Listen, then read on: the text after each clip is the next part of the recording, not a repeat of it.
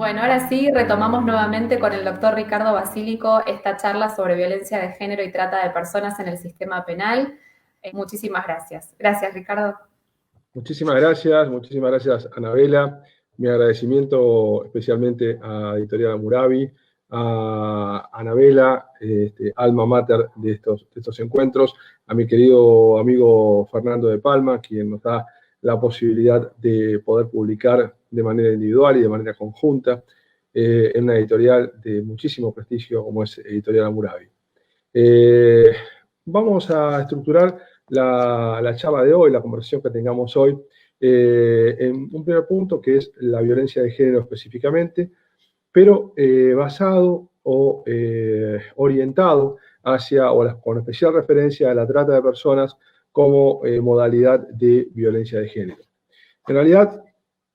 la violencia de género, conforme lo expresa la doctrina nacional y extranjera, así también como la doctrina española, el concepto de género alude tanto al conjunto de características, comportamientos, como roles, funciones o valoraciones impuestas de manera dicotómica a cada sexo a través, básicamente, de procesos de socialización mantenidos y reforzados por la ideología de instituciones patriarcales. Este concepto, sin embargo, no es un concepto abstracto, sino en tanto se concreta en cada sociedad de acuerdo, básicamente, a contextos espaciales, temporales, a la vez que se redefine de manera constante a la luz de otras realidades, con la clase, la etnia, la nacionalidad, la habilidad, entre otras. Lo que hace, básicamente, queridos amigos, a los derechos de las mujeres a una vida libre de discriminación y de violencia. Cabe decirse que en el marco del derecho internacional de los derechos humanos, la igualdad entre los hombres y las mujeres es una premisa sobre la que se apoyan básicamente los instrumentos nacionales. Vamos a recordar claramente algunos de los instrumentos, tanto es las Cartas de Naciones Unidas y la Carta de Organización de los Estados Americanos, pasando por la Declaración Universal de Derechos Humanos, la Declaración Americana de Derechos y Deberes del Hombre, el Pacto Internacional de Derechos Civiles y Políticos, la Convención Americana de Derechos Humanos, por mencionar solo algunos de los que han afirmado la igualdad de toda persona ante la ley sin distinciones de ningún tipo. Todos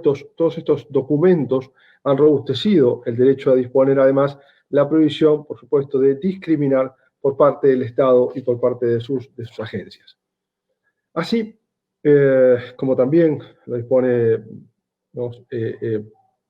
la doctrina y como realmente considero adecuado que debe darse en una sociedad democrática, exige un riguroso respeto de los derechos individuales, y este es un principio inexcusable. Digamos, la igualdad ante la ley es solo posible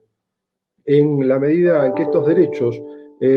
cuya base actual de sustentación se enmarca en el derecho internacional de los derechos humanos, sean equivalentes básicamente al género humano. La violencia contra las mujeres no solo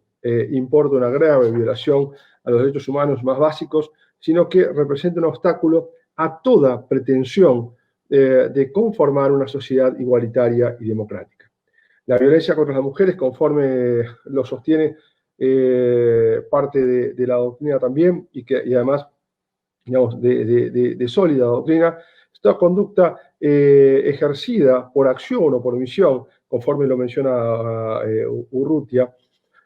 que afecta a derechos fundamentales de las mujeres. Los actos violentos pueden ser positivos, la agresión física, digamos, o negativos o omisivos, como la indiferencia en el caso de la violencia psicológica. No olvidemos que la violencia psicológica tiene quizás mayor gravedad, mayor entidad y mayor perduración en el tiempo que la violencia física. Por eso es importante la modificación del ordenamiento del concepto víctima, digamos, de traer lo que define la víctima en las Naciones Unidas, donde contiene, digamos, además de la violencia física, la violencia psicológica, la violencia económica, Ya vamos a ver los tipos de violencia, cómo se han dado, pero esencialmente, digamos, la violencia psicológica, que muchas veces en los ordenamientos sustantivos no está bien definido y que es muy importante tenerlo en cuenta. Nuestro país reconoció la problemática con la desigualdad de género y a raíz del artículo 75 y 22 le otorgó jerarquía constitucional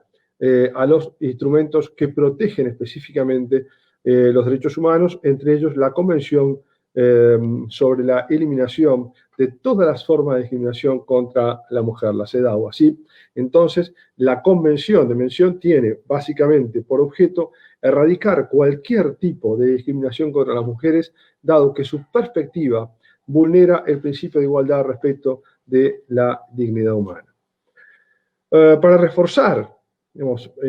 viene en apoyatura la mentada Convención de 1994, que se firmó la Convención Interamericana para prevenir, sancionar, erradicar la violencia contra la mujer, la importante Convención de Belén do Pará. En la mencionada convención de eminente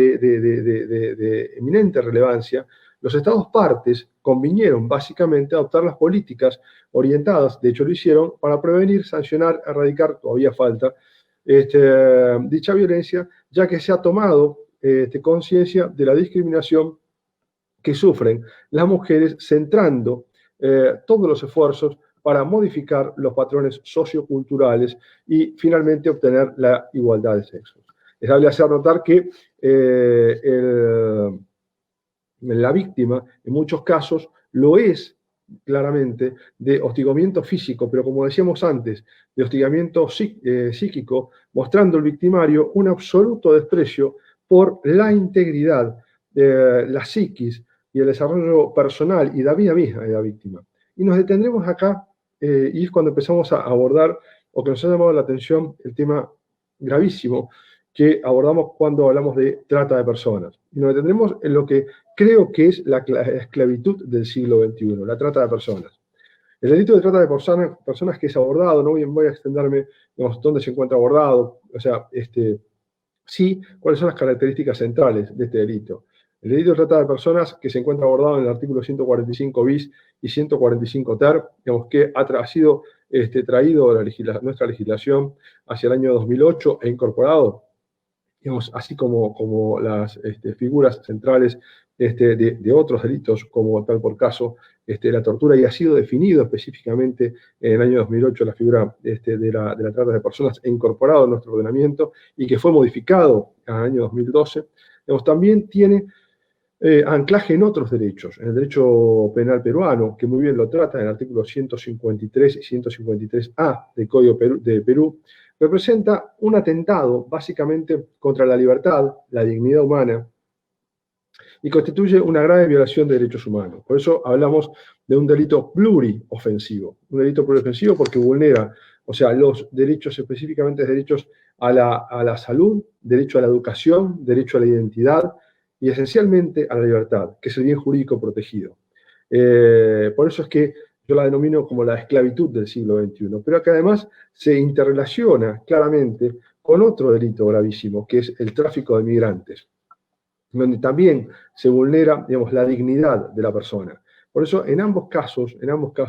son delitos pluriofensivos. Son delitos que denominamos de crimen organizado. Y ya vamos a ver por qué hablamos de crimen organizado, porque también hay una cuestión económica, básicamente, detrás de este tipo de delitos. En sí, lo que se incrementa, o lo que incrementa la gravedad de este tipo de agresiones, es que ya no se está atentando solamente contra la integridad física o psíquica de la persona, sino también de un modo significativo contra la dignidad y esencialmente contra la libertad, que es el bien jurídico. Así, hay proyectos que realmente son de valía, proyectos en nuestro Parlamento, que teniendo, por ejemplo, en cuenta el caso Fazenda Verde de Brasil, considera que la trata de personas es un delito imprescriptible, es un delito de lesa humanidad. No vamos a detenernos en este punto porque sería para otro seminario, pero es muy, muy interesante, digamos, ir instalando el tema, ir teniendo en cuenta cuáles son las razones. Recientemente hemos estado en una mesa muy, muy interesante o sea, con otros colegas, debatiendo el tema de la incorporación de la trata de personas como, básicamente como delito de lesa humanidad. Y entonces allí debemos darle un marco. ¿Cuál es el marco de la trata de personas? ¿Cuál es el marco específico que debemos tener en cuenta cuando hablamos de trata de personas? La Declaración Universal de Derechos Humanos 1949 de Naciones Unidas básicamente le da un puntapié inicial, pero el Convenio para la Represión de la Trata de Personas y la Explotación de la Prostitución Ajena de Naciones Unidas de 1951 es un documento importantísimo, así como la Convención sobre Derechos de Niños, Niñas y Adolescentes de 1989, que establece un elemento esencial que es el interés superior del niño. Entonces no nos olvidemos que el universo de personas vulnerables en el delito de trata de personas y que implica, digamos, una grave violación de derechos humanos y que también, digamos, se entremezcla y es una causa esencial de la violencia de género respecto de las mujeres y respecto de niñas, niños y adolescentes, es la trata de personas. Y establece la Convención el interés superior del niño. Otro de los elementos de las convenciones importantes es la que mencionamos, la Convención de Belén do Pará, que se une al protocolo contra el tráfico ilícito de migrantes por tierra, mar y aire de Naciones Unidas contra la delincuencia organizada transnacional, y ya me voy a referir a por qué la delincuencia organizada transnacional del año 2000, o sea, que se une además con las reglas de Brasilia sobre acceso a la justicia para las personas en condición de vulnerabilidad. La trata de personas está compuesta de una serie de circunstancias. En primer lugar, las acciones, o sea, y por otro lado, los fines y los medios. Digamos, cuáles son las acciones que tenemos que analizar cuando se analiza el delito de trata de personas. Un poco lo dejamos pautado en la última obra que compartimos con la profesora, la doctora Orlinda Pota, y con la doctora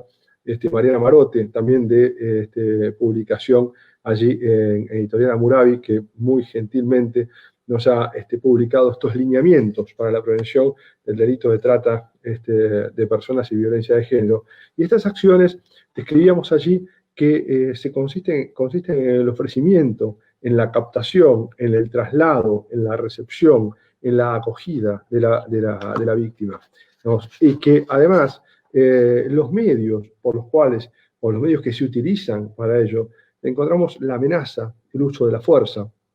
la coacción, el rapto, el fraude. Siempre subyace el engaño de la víctima. Digamos, y muchas veces, por eso en los delitos contra la integridad sexual, contra la libertad, digamos,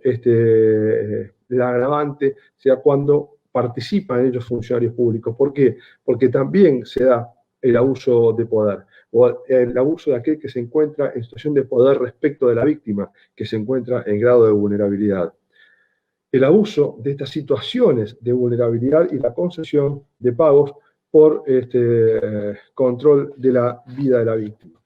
Ahora bien, vemos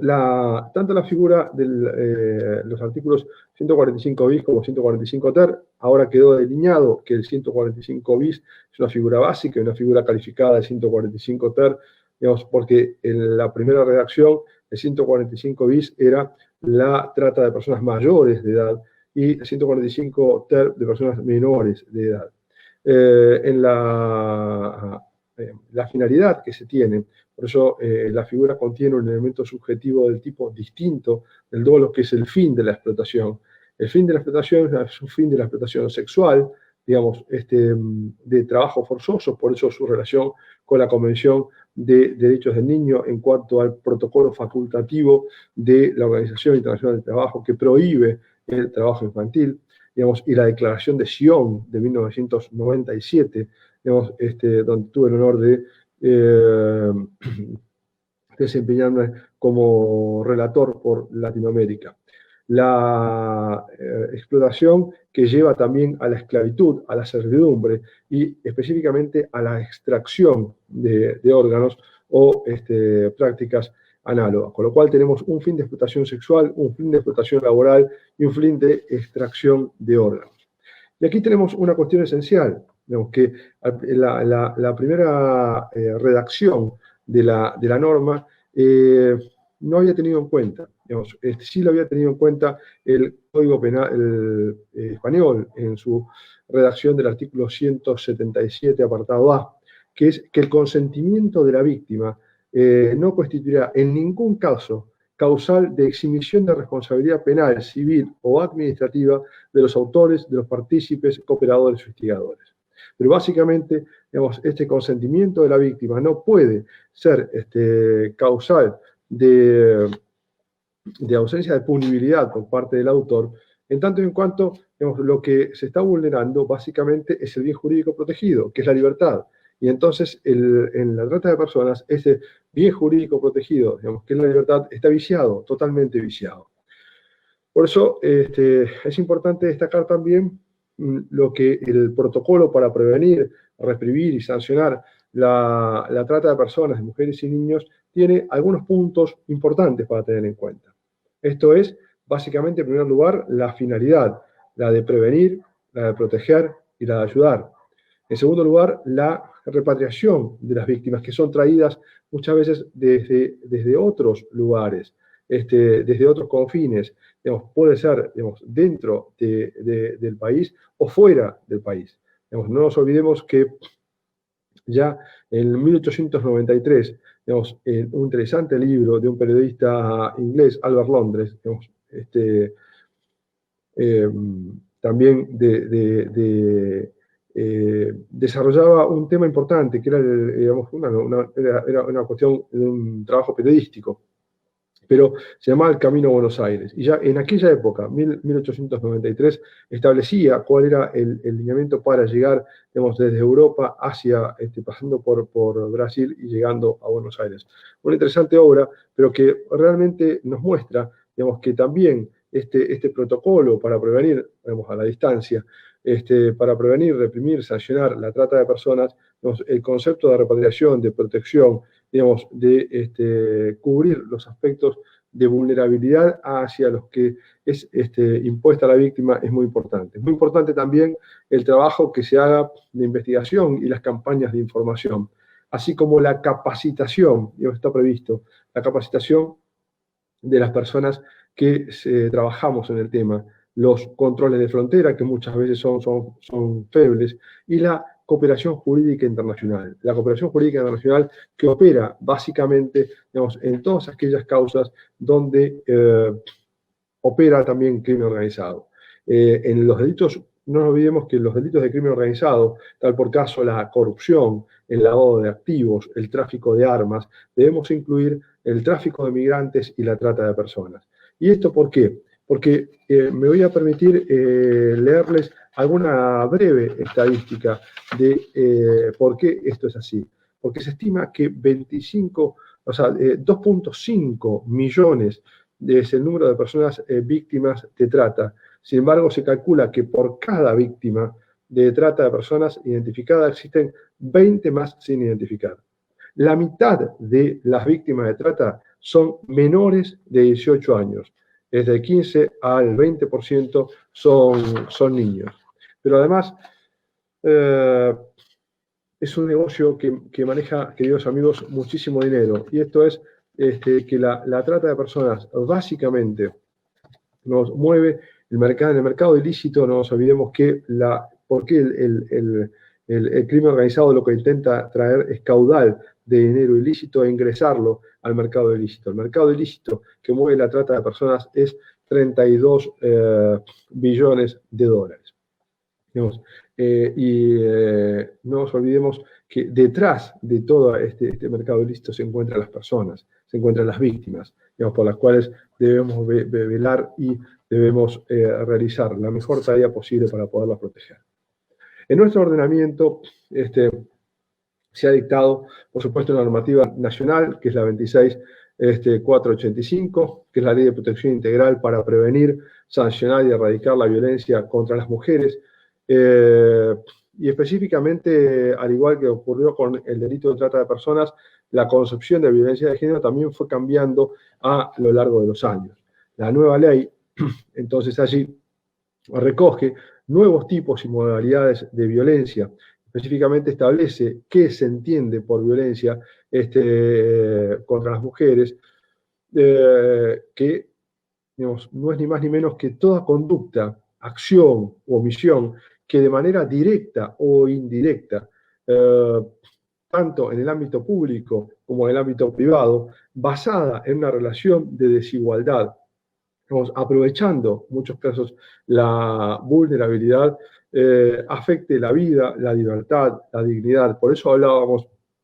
de un delito pluriofensivo, porque afecta la libertad, la dignidad, la integridad física, la integridad psicológica, la integridad sexual. Digamos, por eso se correlacionan los delitos contra la integridad sexual en buena hora, cuando se modificó la ley 25087, modificó los delitos contra aquellos viejos delitos denominados contra la honestidad como delitos contra la integridad sexual, porque lo que se protege allí, o sea, lo mismo de manera que en la trata de personas se protege el bien jurídico protegido, es la libertad, el otro, en la integridad sexual, digamos, el bien jurídico protegido es la integridad sexual, pero básicamente lo que nos interesa es la autodeterminación de la persona. Y quedan comprendidas las violencias perpetradas desde el Estado y por sus agentes. Se considera violencia indirecta a los efectos de esta ley, digamos, de la ley 26845, toda conducta, acción, o omisión, o disposición, o criterio, o práctica discriminatoria que ponga a la mujer en desventaja respecto del hombre. Debemos establecer aquí, queridos amigos, categorías, digamos, y debemos establecer aquí, digamos, qué tipos de violencia o con qué tipos de violencia nos encontramos. En primer lugar, nos encontramos con violencia física, la que se emplea básicamente contra el cuerpo de la mujer, produciendo dolor, daño, o riesgo de producirlo, y cualquier forma de maltrato o agresión. Digamos, es una de las violencias que está tomado en nuestro ordenamiento sustantivo de manera más sencilla, pero que nos toca avanzar bastante más en este andamiaje e incorporar y poner en relevancia la violencia psicológica, la que causa un daño emocional, una disminución de la autoestima, digamos, el que cosifica a la persona, la perjudica, la perturba, el pleno desarrollo personal, o que busca degradar básicamente y controlar las acciones, los comportamientos, las creencias, las decisiones, mediante la amenaza, el acoso, el hostigamiento, la restricción, la humillación, la deshonra, el descrédito, la manipulación, el aislamiento, e incluye también la culpabilización, la vigilancia constante, la exigencia de obediencia, la sumisión, la coerción verbal, digamos, todo aquello que subsume el maltrato, pero en este caso el maltrato psicológico, y que lleva a la persona a una reducción de su autoestima y a una limitación de los derechos básicos, de los derechos fundamentales. Otra de los tipos de violencia es la violencia sexual. Nosotros ya tenemos en nuestro ordenamiento dado, en los delitos contra la integridad sexual a los que nos referíamos antes, la violencia sexual y cualquier tipo de acción que implique vulneración de todas sus formas, con o sin acceso genital, del derecho a la mujer de decidir voluntariamente acerca de su vida sexual o reproductiva a través de amenazas, de coerción, del uso de la fuerza, la intimidación. Siempre se entrelaza el abuso de poder, el abuso de autoridad, la intimidación, digamos, ya sea que sea dentro del matrimonio o de las otras relaciones vinculares de parentesco, exista o no convivencia, así también como la prostitución forzada, la explotación a la esclavitud, el acoso, el abuso sexual, o sea, y por supuesto, como habíamos dicho antes, la trata de personas, la trata de mujeres. Otra de las violencias que no es menor es la que son sometidas muchas mujeres, que es la violencia económica y patrimonial, que se dirige, por supuesto, a ocasionar un menoscabo en los recursos económicos o patrimoniales de la mujer a través de la perturbación de la posesión, de la tenencia, de la propiedad de sus bienes, la pérdida, la sustracción o la retención o distracción indebida de sus objetos, de instrumentos de trabajo, la limitación de los recursos económicos, del estatus al cual estaba acostumbrada a esta persona a desarrollarse, digamos, antes que ocurriera, por ejemplo, una separación, a limitar entonces esos recursos económicos como posición de poder, destinados a satisfacer claramente las necesidades y la privación de los medios indispensables para vivir una vida digna.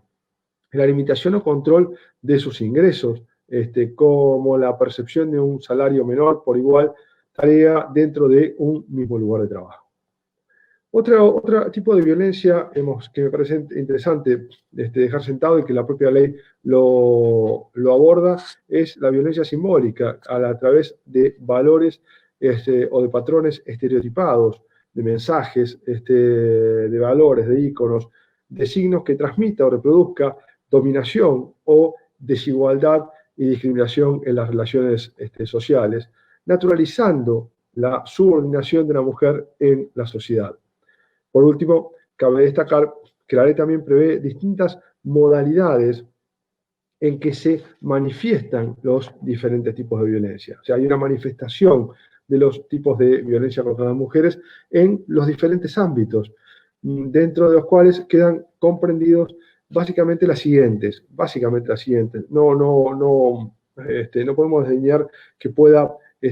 haber otras, pero básicamente se circunscriben en la violencia doméstica contra las mujeres, que es aquella ejercida contra las mujeres por un integrante del grupo familiar,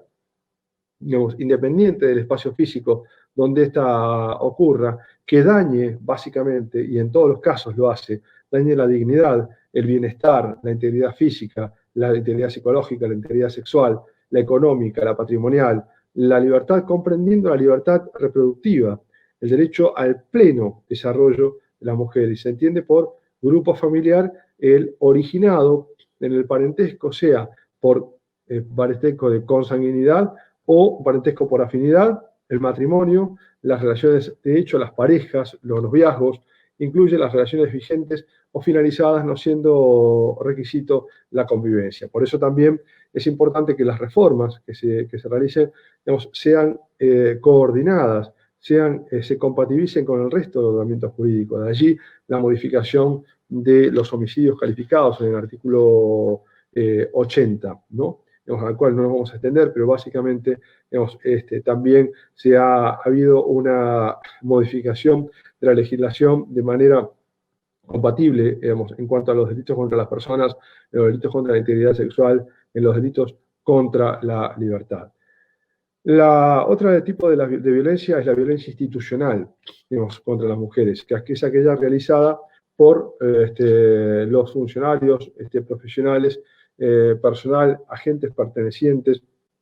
a cualquier órgano, ente o institución pública que tenga como fin retardar, obstaculizar o impedir que las mujeres tengan acceso a las políticas públicas y que ejerzan derechos previstos en la propia ley. Y quedan comprendidos además aquellos que ejercen en los partidos políticos, en los sindicatos, en las organizaciones empresariales, deportivas, en la sociedad civil. Y esto va de la mano, o se lleva de la mano de la violencia laboral contra las mujeres, aquella que discrimina a las mujeres en los ámbitos de trabajos públicos o privados, que obstaculiza el acceso pleno al empleo, a la contratación, al ascenso, a la estabilidad, a la permanencia en el mismo, exigiendo requisitos sobre estado civil, maternidad, edad, apariencia física, pero en realidad son todas cuestiones que hacen a la violencia laboral y constituye también violencia contra las mujeres en el ámbito laboral, quebrantar el derecho de igual remuneración por igual tarea. Asimismo, incluye el hostigamiento que lamentablemente sufren muchas veces algunas mujeres, el hostigamiento psicológico en forma sistemática sobre una determinada trabajadora, con el fin de lograr su exclusión laboral. Por otro lado, una de las violencias también para marcar y que la propia ley se encarga de remarcarla es la violencia contra la libertad reproductiva, aquella que vulnere el derecho a las mujeres a decidir libre y responsablemente el número de embarazos o el intervalo entre los nacimientos de conformidad con la ley 25673 de creación del Programa Nacional de Salud Sexual y Procreación responsable. También, por supuesto, la violencia obstétrica, digamos, aquella que ejerce el personal de salud sobre el cuerpo y los procesos reproductivos de las mujeres, expresada en un trato deshumanizado, un abuso de medicación, y una mayor violencia que muchas veces, o sea, se expresa, pero digamos, debe ser también visualizada, que es la violencia mediática contra las mujeres, digamos, que implica una publicación o difusión de mensajes o de imágenes estereotipados a través de cualquier tipo, menciona la norma, cualquier tipo de medio masivo de comunicación que de manera directa o de manera indirecta promueva la explotación de mujeres o sus imágenes, injurie, difame, las discrimine, la deshonre, las humille y atente contra básicamente la dignidad de la mujer. Lo que estamos tratando aquí de establecer es el respeto que debe tenerse hacia la figura de la mujer, el respeto, digamos, a la igualdad de derechos, y que establezcamos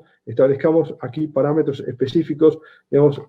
para evitar cualquier tipo de atentado contra la dignidad de las mujeres, como así también la utilización muchas veces que se realizan de mujeres, adolescentes y niñas en mensajes o imágenes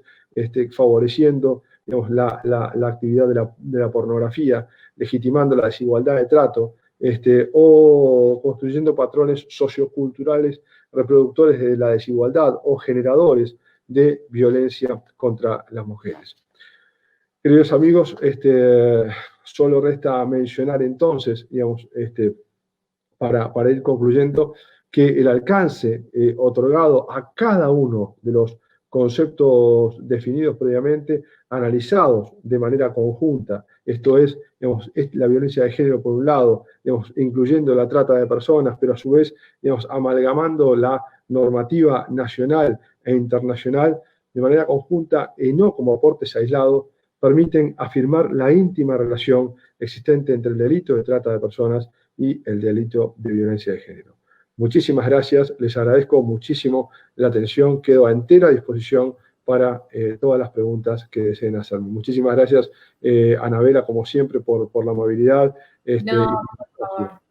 Por favor, entonces, si te parece, habilitamos el espacio de preguntas. Bueno, vos te perdiste por ahí la primera parte antes, pero está participando gente de muchísimos lugares,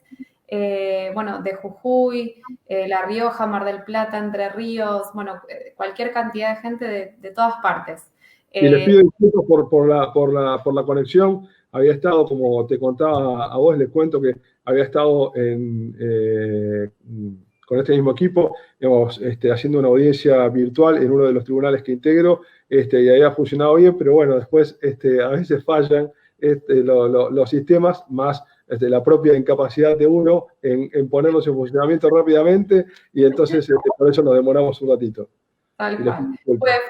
Puede fallar y más en estos tiempos de pandemia. Sí. Así que, bueno, muchísimos comentarios, todos coinciden en que es una temática sumamente interesante.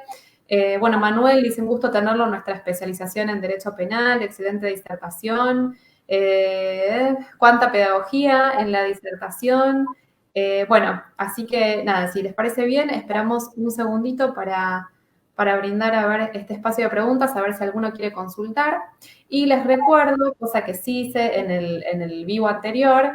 cuando tuvimos estos problemas técnicos, que todas las charlas quedan grabadas en nuestro Facebook, con lo cual aquellos que no pudieron participar del vivo la pueden ver en cualquier momento, y que todos aquellos que quieren participar de los sorteos de Hammurabi Digital lo pueden hacer en este posteo, pueden dejar su correo electrónico aquí en este posteo, y mañana vamos a estar mencionando a los ganadores. Así que bueno, dicho esto, acá Susana dice muy claro, muchas gracias por la exposición desde Goya Corrientes, y María de León dice excelente disertación, saludos desde Mar de Ajó. Así que bueno, no hay consultas, fueron todos muchísimos halagos y muchísimos saludos desde todas partes del país, así que les agradezco a todos por haber participado y sobre todo a vos, Ricardo, por tu brillante exposición. Anabela, muchísimas gracias, te reitero, muchísimas gracias a Editorial Hammurabi, a través tuyo, a través de Fernando, por dejarnos expresar libremente nuestras ideas, por guiarnos, por ayudarnos, y a todos los que han participado, realmente quedo siempre a disposición en este tipo de temas que nos comprometen a todos. Muchísimas gracias, el agradecido soy yo. Gracias, hasta luego. Gracias.